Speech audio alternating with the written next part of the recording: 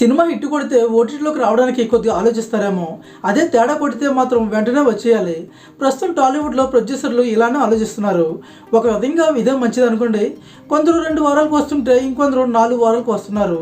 ఇప్పుడు ఈ రెండో స్టైల్లోనే వస్తున్న సినిమా ఆదికేశవ. వైష్ణవ్ అండ్ శ్రీలీల యాక్ట్ చేసిన ఈ సినిమాకు ఓటీటీ రిలీజ్ డేట్ వచ్చేసింది. ఆదికేశవ సినిమా థియేటర్లో పెద్దగా ఆకట్టుకోలేకపోయింది. ఈ సినిమా రొడ్డుకొట్టుడు మాస్ ఎలిమెంట్స్తో కొత్తదనం లేకుండా సోగా సాగించింది. ఈ క్రమంలో ఈ సినిమా వచ్చిన వారానికి థియేటర్స్లో బంద్ చేశారు. అయితే ఈ సినిమా ఇప్పుడు డిజిటల్ ప్రీమియర్స్కి రెడీ అవుతుంది. ఈ సినిమా ఓటీటీ రైట్స్ను కొనుగోలు చేసిన నెట్ఫ్లిక్స్ ఈ సినిమా స్ట్రీమింగ్ డేట్ను అఫీషియల్గా అనౌన్స్ చేసింది. డిసెంబర్ 22 నుంచి ఈ సినిమా నెట్ఫ్లిక్స్లో స్ట్రీమ్ అవుతుంది. ఈ సినిమాను శ్రీకాంత్ ఎన్ రెడ్డి తెరకెక్కించారు. ఇక ఈ సినిమా కథ విషయానికి వస్తే, తల్లిచాటు బిడ్డల గారాభంగా పెరిగిన యువకుడు వైష్ణవ్ స్నేహితులతో కలిసి బలాదూరు తిరుగుతుంటాడు. అయితే తన ముందు అన్యాయం జరుగుతుంటే ఎంతటి వారినైనా ఎదిరించేస్తాడు.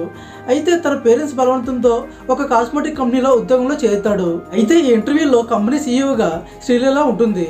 అండ్ తనకి వైష్ణవ్ బాగా నచ్చేస్తాడు. ఆ తర్వాత లవ్లో పడతారు.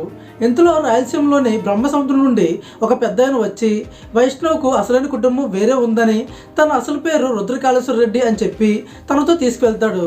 దీంతో ట్విస్ట్ వస్తుంది. ఇక వైష్ణవ్ ఎవరు, అతని కుటుంబం కథ ఏమిటి, బ్రహ్మసముద్రంలోని రావడం లాంటి చెంగారెడ్డికి రుద్రకాళేశ్వరికి సంబంధం ఏంటి అనేది ఈ సినిమా కథ.